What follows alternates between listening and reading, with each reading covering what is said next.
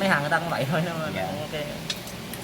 Cái là do kiểu như mình hàng chưa quen mà anh cái chỉnh bên này là chỉnh độ ra dây nè, anh thấy tốc độ dây là đây nhắn nhanh độ ra nhanh chậm hơn, còn đây là cái độ lửa nó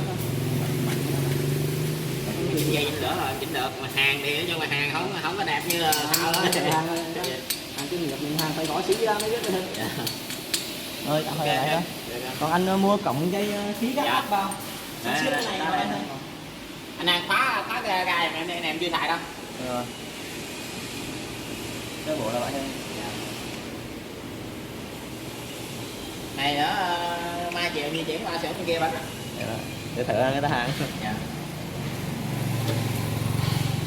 Này con nội nên test máy coi ok không á.